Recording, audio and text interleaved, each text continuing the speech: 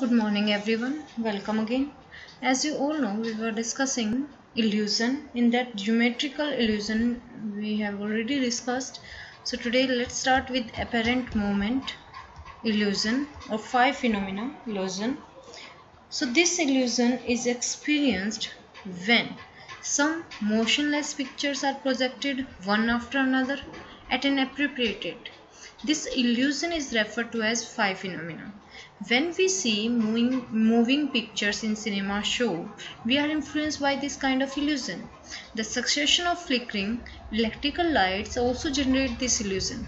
This phenomena can be experimentally studied with the help of an instrument by presenting two or more lights in a succession. For the experience of this illusion, Vadaimer had reported the presence of appropriate level of brightness, size, spatial gap, temporal contiguity of different lights. To be important in the absence of these, the light points will not appear as moving, they will appear either as one point or as different points, appearing one after another without any experience of motion. Experience of illusion indicates that people do not always perceive the world as it is. Instead, they engage in its construction, sometimes based on the feature of stimuli and sometimes based on their experiences in a given environment. This point will be further made clear in the section that follows now. So, this is apparent moment illusion. Next topic is socio-cultural influence on perception. So here is one question here. How do social culture factor influence our perception? So answer is point wise, several psychologists have studied the process of perception in different socio-culture settings. This question they try to answer through these studies are: does perception organization of people living in different culture settings take place in a uniform manner? Are the perceptual processes universal or they vary across different culture settings?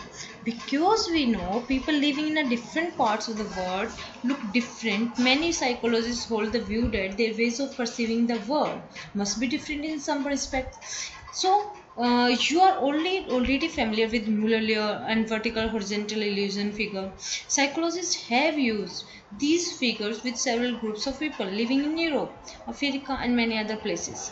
So Schlegel, Campbell, and Herskovitz carried out the most extensive study of illusion suspectively by comparing samples for remote African villages and Western urban settings. It was found that African subjects showed greater susceptibility to horizontal vertical illusion, whereas Western subjects showed greater susceptibility to Muller illusion. Similar findings have been reported in other studies also. Living in dense forest in African subjects regularly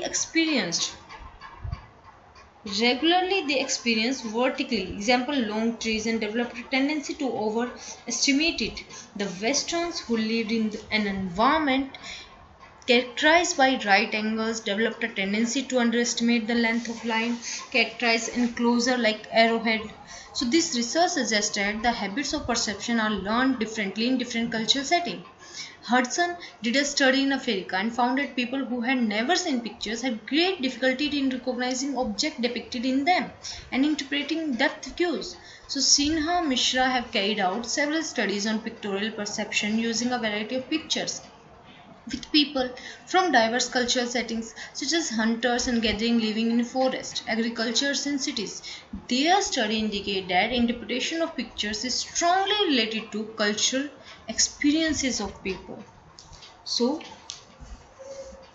these studies, while people in general can recognize familiar object in picture, those less exposed to pictures have difficulty in interpretation of actions or events depicted in them. So this is socio-cultural effects, influence on perception. So today we have completed our chapter 5. Next time we will move further and start next chapter. Thank you.